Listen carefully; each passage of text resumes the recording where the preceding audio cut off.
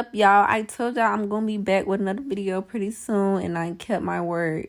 So today we're gonna do a frontal wig install on one of my clients.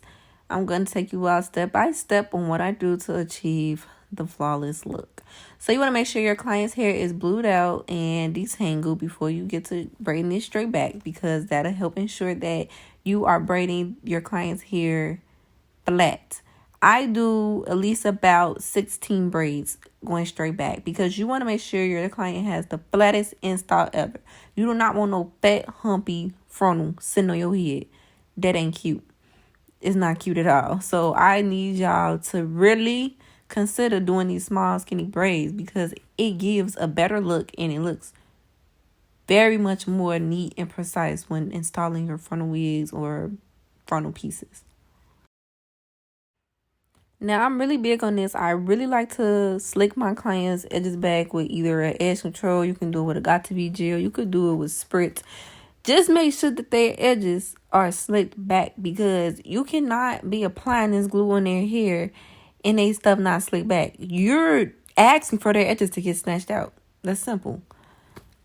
So once you have oiled your client's scalp and slicked your edges back, what you're going to do is apply the cap and make sure you cut out ear tabs for their ear, because you want to make sure that the cap is laying correctly.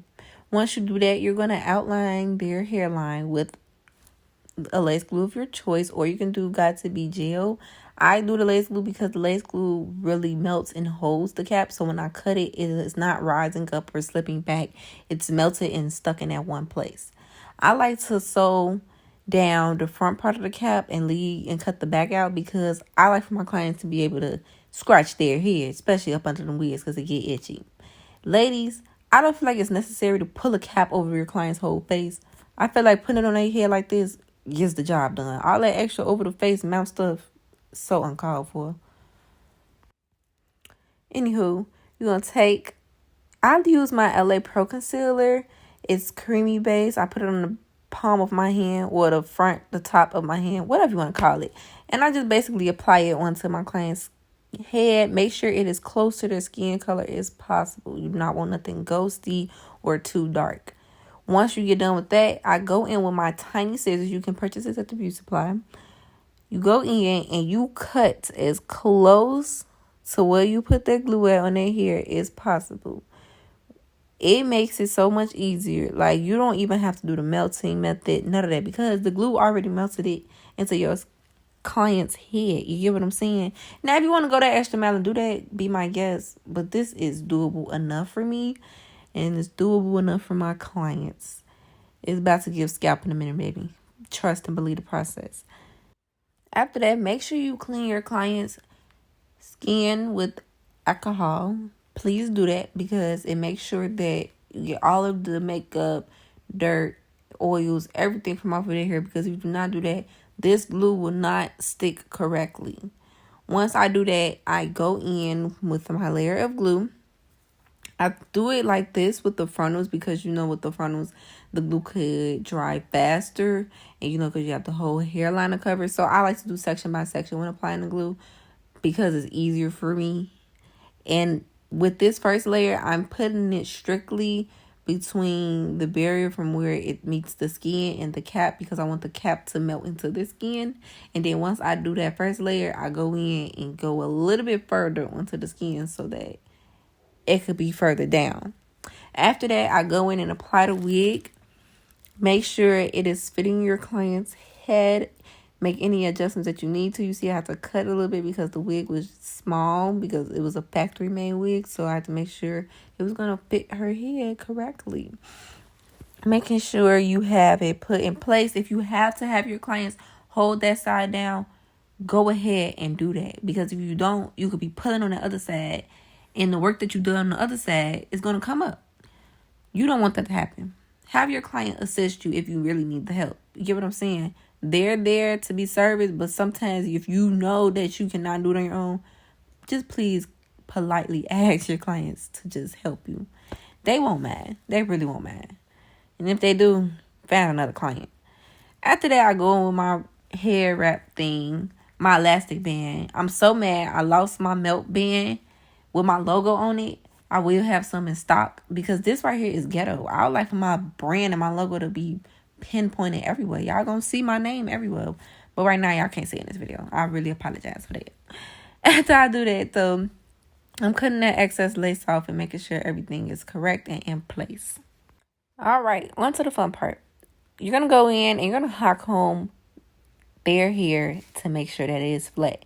Prior to this, I did hot comb every layer. Like I parted each and every layer until I got to the top. And I made sure everything got flat and slick.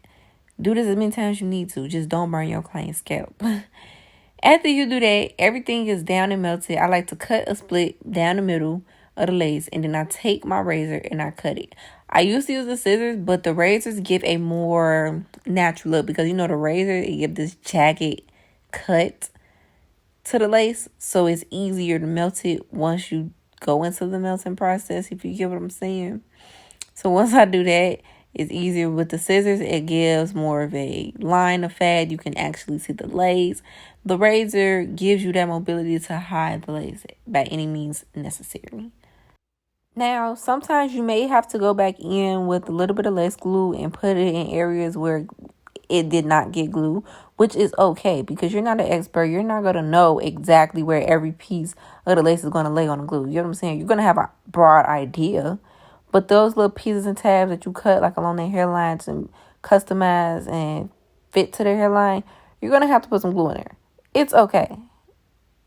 What's not okay is you ignoring that and acting like, okay, I'm good, and not putting that on your client's hair. Put some more glue on that. Put it under the lace. Make sure everything is getting melted. Okay? All right. Once I done did all that, I'm going to go to the other side and then make sure I burn out my edges so that I could put the melt band back on there and melt it some more. Well, as that's doing that, y'all know me, I like to multitask. So I'm going to go in and refine her cuts because the wig they did sell her was a great cut, but you know, it was giving me very much so granny. So we had to go in and clean that cut up so it can look good.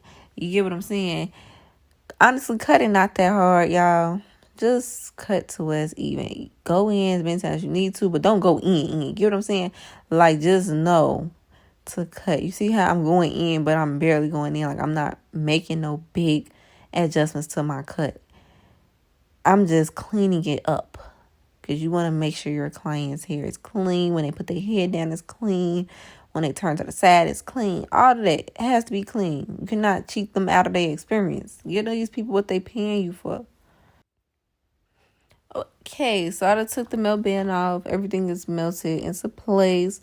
Now I'm going to get into customizing her edges.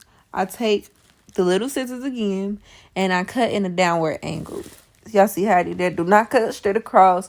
Do not cut too short. Cut it where it's still kind of like pushing over their eyebrows, because that's like ideally correct. I'm going to go in with the small flat irons, and I'm going to curl it going back for those edges going as a swoop. That sideburn, I'm going to curl it going under. This makes sure and helps you when styling and swooping the edges. It just goes into place easier. Now, I don't always use this method, but I usually do it more often when I do the frontals, when I'm trying to get a certain look or curl or whatever. So this particular install, I was just trying to get a certain look. I want the edges to look a certain way. But like I said, I don't always use those mini flat irons. You'll just know sometimes. Sometimes you just know. Sometimes it'll be like, should I? But as time goes on, you will know. I had did 2 swoops, which I usually don't do. I usually get in 1 swoop. But you know, I want to razzle dazzle, sauce it up for her, whatever. Because why not? So that's exactly why I need that. While I'm doing her edges, I need to be doing my edges. Because that, whew, baby, that looks a fool. You see, I have to move myself about the way because I already knew I was looking a fool. So then I'm going to go in with that sideburn. I like to use this Even Hold Spray, Extreme Hold Spray. It comes in a red can bottle. It's basically like Got To Be, but I just like it better. I feel like it's a better hold. It dries faster, and when it does dry, it gives that tacky and secure feeling. And then once you do that, it's easier. But this is the finished look. Thank you all for watching. Please like, comment, subscribe, share, follow all my Instagrams and stuff like that.